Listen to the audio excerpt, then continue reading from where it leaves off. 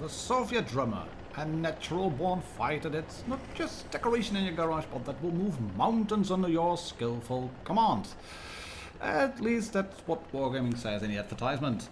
Is the K-91 the Tier 9 enriched Soviet heavy tank worth adding to your garage? Let's find out.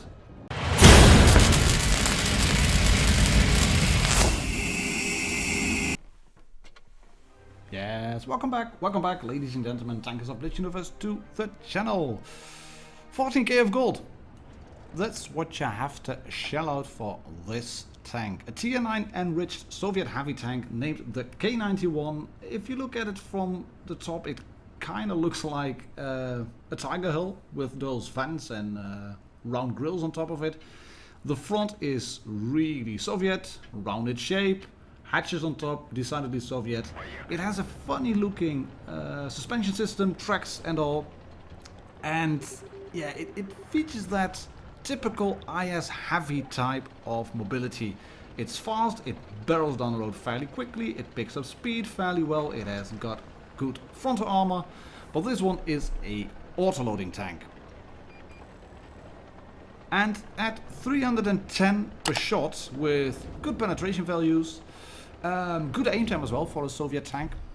That gives you 930 on average in a clip, and that's good because the other tanks get 400 per shot. But it also means that you have that typical long reload. It's not as long as that other Russian autoloader, the I-3 Defender, 3.5 seconds between shots. And the clip reload itself, it's not too bad either. You can see you can snapshot with the tank fairly accurately. It's not a real sniping wonder, but it's a tank that has to be used in support, that can bounce the occasional shot on the frontal armor, but the sides of it are not really strong. You have the tracks there, but you can see they don't run around on the whole armor. You can side grip in it, but it's flat angles, and we're going to take a look at the full armor profile, obviously, as well as stats and numbers after this little game. And there's already one thing that is good about the tank in its current guise, and that is the fact that it is available in the store for gold. It's a hefty sum of gold, 14,000. You might want to save that for an eventual upcoming Blitz fair if you want to get other tanks that you do like to get. But at least it's not in crates with a very low drop rate, or where you then get charms or tickets or whatever types of things that will allow you to get the tank completely, but then pay like 200 euros or something. So yeah, I like the fact that it's just available for just gold. Not just available, it is available for just gold. But it's a hefty sum, and 14,000 gold can get you more or less two Tier 8 premium tanks as well. Is it then worth playing? As you can see, it's not impervious, it's not invulnerable. Tanks that know where to shoot can penetrate you. I've had a chat with Neil about it. We did a tank chat the other day, 4 games of him, where he highlighted tanks that he liked to play. He has a good YouTube channel running around as well, so do support him if you haven't already. But as I said, this tank, yeah, he said to me, well, I don't particularly like it. I quite like it actually, like hugging IS-4s as well. There we go. Then move backwards and the Alpenstadt E100 finishes off. A little bit of nudging, a little bit of winking. You know what I mean? You know what I'm saying? Nudge, nudge, wink, wink. But yeah, the tank is a good one, but it might not appeal to everybody. What I like about it in terms of gameplay is the quick mobility. I'm going to show you that in the next game as well. And of course the fact that it is an autoloader. And I've saved my hit points, 1237. I was loading HE because I wanted to reset the cap, then missed a shot on the waffle tractor. That shot hits on his tracks, HE again into the gun chute, and boom, right into him for just one single kill in a fairly crappy game. But I wanted to include this one because it shows that if you can park the tank in a good position, Tier 10s might be afraid to push. We kept the batch head alive long enough, and we managed to reset the cap at a whopping 95 cap points, and that in itself is a good thing, I think. Right, stats, numbers, armor profile are the lot. Let's dive straight into it from here on. And here we have the K-91 from the perspective of the Centurion Mark 1. We're going to switch on calibrated shells, and then you can see the armor profile is good, but it's not brilliant. That front plate, that's easily pennable, even if you, or especially if you go hold down, you open it up even more, it becomes kind of flat. But the top plate, where the driver sits, that becomes quite much an autobound zone. The good thing, however, is 7 degrees of gun depression, which means you can go hold down. But you have these strange little hitboxes over here above the tracks, which will penetrate straight into your turret, so do be careful with it. There's a weak spot under the gun, on top of the gun, weak spots on the left and right hand sides of the cheeks as well, which can be hit. Not a distance, take a look at that, that's going to be very hard to hit. But the cheeks of the turret, they feature some weak spots as well, because it is a round turret. But look at that, wiggle around between shots, yeah, and you will be able to bounce. There is a weak spot on the top as well. And there it is, but it only opens up if tanks are really directly above you.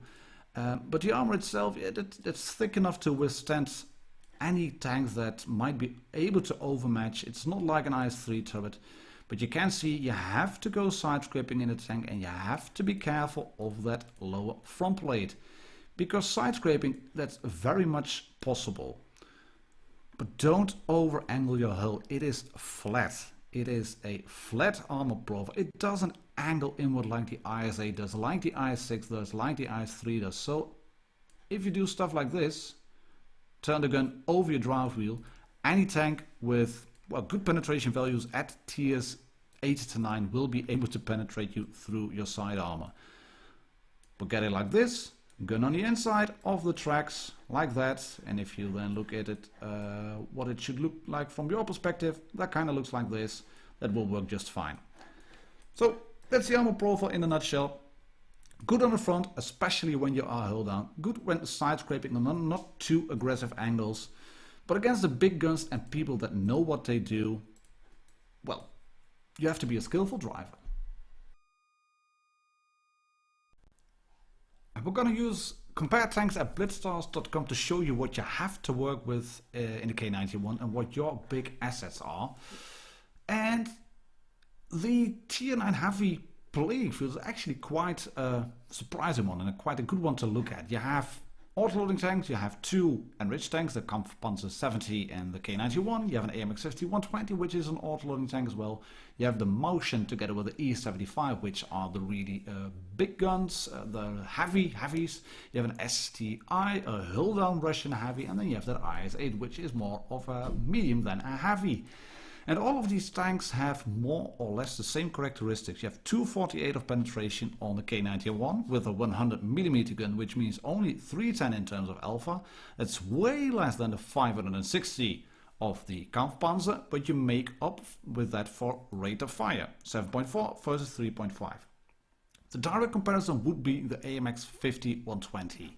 And you can see your rate of fire is a lot better, 2 rounds a minute more than the AMX 50-120, but that one hits back with 400 alpha per shot at 257 in terms of pen. So he will have less problems penetrating you than you will have problems penetrating him, provided you get to shoot the weak spots. Well, luckily the AMX 50-120 has far more weak spots. Your hull armor is 120, 220 on the turret, and the AMX has it far worse. But the Motion and the E-75, those will be very hard to penetrate. And a hull down ST as well, just look at the numbers over there. And then you go to the Conqueror, which has 259 in terms of pen, giving you 2384 in terms of DPM, which is just a bit more than the K-91. So it's by no means an overpowered Russian heavy tank that you can just drive forward and expect to live constantly, because it has enough weak spots. The good features lie in the more than decent mobility, in the good turret, and this is a thing I like, 7 degrees of gun depression. Not as good as the ST or the E-75, but as good as the Conqueror and far better than 5% and 6% on the Kampfpanzer and the AMX 50-120. It's not something you would expect from a Russian tank. And even the dispersion and the aim time, 2.21 seconds and 0.345 in terms of dispersion, that's actually really good. It's only topped by the AMX 5120 in just a bit, and a bit more by the Conqueror. So it relies on mobility and it relies on a good gun. And I've got two more games to show you in the K-91, one from myself and one from Brinziger, who helped me out on the Type 64 review, I think it was. Yeah, it was. That's why we platooned. He played a really good game. He sent me a replay through Discord, a mastery game in the K-91, and said, Martin, are you interested in having this one for a K-91 review? I watched it and I was like, hell yes, hell, I'm interested in that one. So hold on to your horses. Watch this little game I'm doing on Winter MALINOVKA, showing just what the K-91 can do in the hands of a slightly new free player. And then after this one, watch how it's supposed to be driven in the hands of a really skilled player. Equipment wise, nothing really fancy. I'm running the ventilators, improved modules and optics, so there's left on the top row. I'm running the enhanced gun laying drive, enhanced armor and engine accelerator on the middle row, and on the bottom row it's vertical stabilizers, toolbox and high-end consumables. And that allows me to get here up to Winter MALINOVKA unspotted on the top, shoot the IS-5, and RNG decides I only track him, and then he starts side scraping and RNG decides I'm able to penetrate him. Go figure. Through the rifle, no, won't penetrate. Through the tracks, yes, will penetrate. Happy days. As said, the reload itself, it's not too bad. It's about 15 seconds for a full clip, as you can see, and that Jagdtiger is down to 1339 hit points, so we're gonna shoot him through the lower plate. There we go. Get a nice engine fire going as well. And then I'll try to side scrape, and I'm over angling here. I actually played this game before I went into the armor spectre, but this is not the angle you will want to have. You will get penetrated through your sides fairly easily. He may have shot me through the lower plate too, not quite sure, but yeah, it's not a side scraping tank where you can be really aggressive and just side scrape and expect to live easily. What you can do, however, is go hill down, and then that Waffle is really keen on hitting me. He wants to shoot me.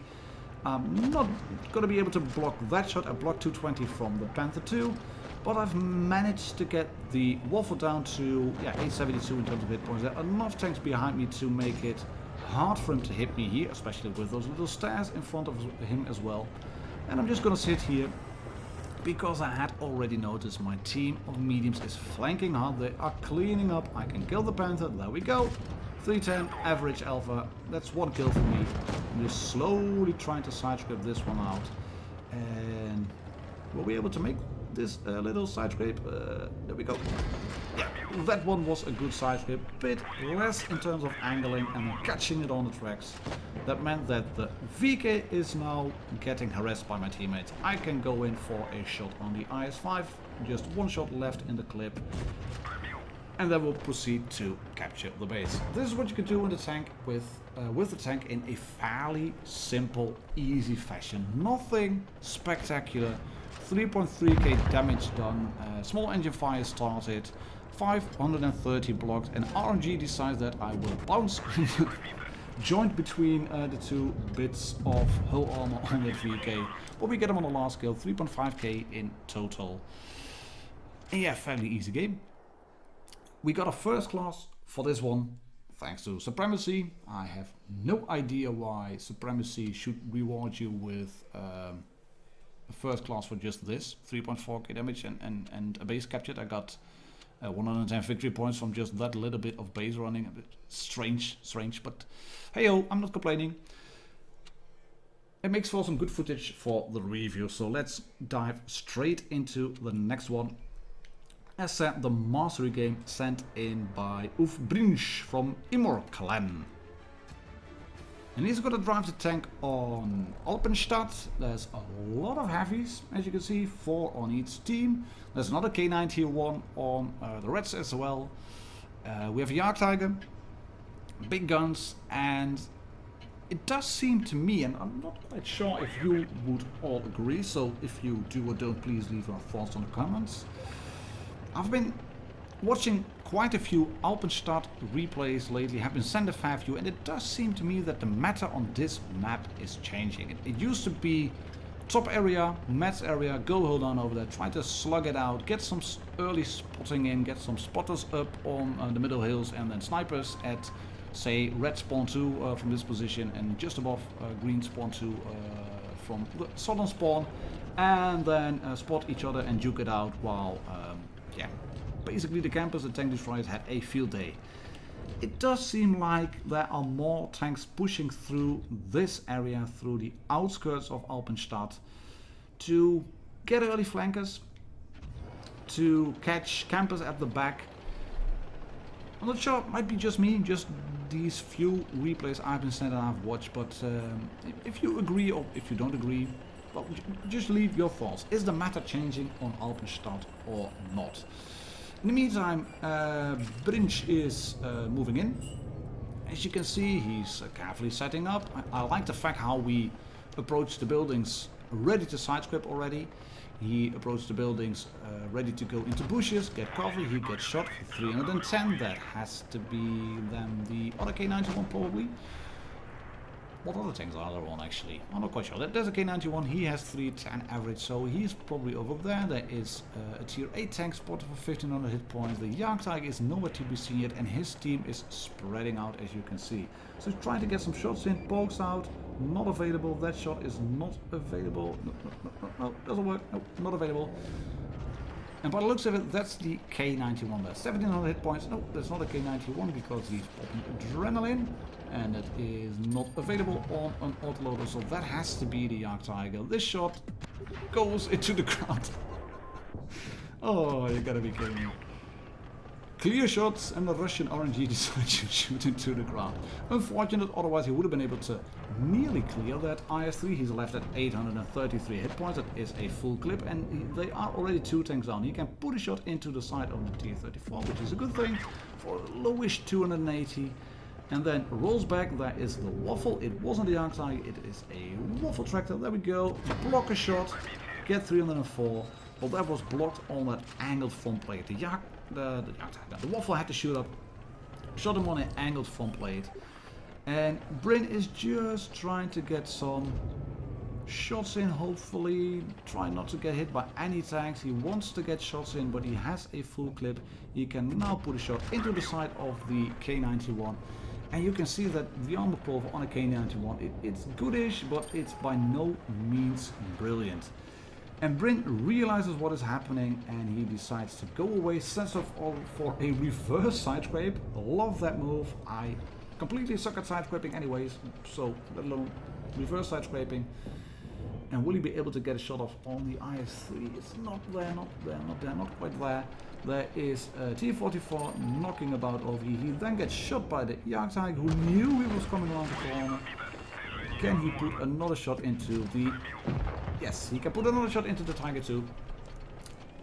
And it's at this point becoming a hit point management game. And let me explain what I mean with that. He is looking at tanks that are 2 shots or hopefully at least a clip for him. Maybe can he get it in 2? No, 68 left, but this shot should be able to do it. There it is. You can clear an IS-3 in the time it takes him to shoot once, then you can unload your clip. You've got 930. So that's what I meant with the hit point management game. Anything that is around, say, the 800 to 1000 mark is becoming a target for Bryn over here, and he's not poking out. That T-44 might seem tempting, and of course it is tempting. Oh, sorry, that's unfortunate. And it's a tempting target, but that Jagdtiger is still there. He pokes out, tries to respot the Jagdtiger. It's not available. And I'm not quite sure how many hit points it was on. It pops now, you can see it on the minimap. But the main focus lies at the moment on this waffle tractor. If that one goes down, the T-44 takes out the T-28. Can he clear a tank or not? There is one tank over there. He is fully reloaded. That is the T-44 down there. That one has to go, and he is going down. One shot. There we go. Don't disappear behind the pillar. No, he won't. Right, T-44 out of the game. And one shot into the Tiger as well, which makes it a 2-on-4 4 at the moment. The Tiger 2 is a one-shot, that's good, 144. Jagdtiger takes out the waffle, that's good, 2 on 3 still, but there is a fairly healthy K-91 left who takes out the friendly Jagdtiger, and there is a very much healthy Jagdtiger left who barrels down, tracks him in place. And this is a time where you're thinking, yeah, I feel like I don't have a partner at the moment. I'm all alone. I'm my only friend, so I'll just go here and try to draw some blood. Hopefully make it. He has got, of course, the clip advantage. He can clip attack. And the one in front of him is the one that is of the most concern. The Jagdtiger is also perfect cover. Can he clear it? Yes, he can with heat. Then reload, yes, AP, block a shot from the Tiger 2, turn around, get shot once by the K-91. Can he pulse a shot? Yes, yes he does. And the red K-91 blows his last shot and knows he is in trouble now. And all Bryn has to do is now stay safe on the battlefield and just juke it out with this Tiger 2, who are side-scraping both of the carcass of the Jagdtiger. But this is all done by the shell, and the K-91 is a far more low-profile tank than the Tiger. The hull seems to fit just ever so nicely behind the Jagdtiger. And Bryn can clear the Tiger 2 as well under the bridge. Lovely work, 3.5k blocked. Not a lot in the beginning, but especially at the end. And it was the Jagdtiger who was too aggressive, bounce shots on the turret, and then a little side scraping down for 5.1k total damage. Red reward is 1468 base XP. So thank you very much, Bryn, for allowing me to use this replay in the review. And so that means we only have the quick summary to wrap up for this review. The K-91 features good mobility to get to strategic positions quickly. 3 shots in the clip, any tank around 800 is a real priority target. Take them out. And be careful in side scraping because your side armor is not as strong as you might expect. That's it all for today, ladies and gentlemen, tankers of this universe. Thank you very much for watching. My name is martindogger. Subscribe if you haven't already, and I'll catch you all on the next one. Cheers and happy tanking.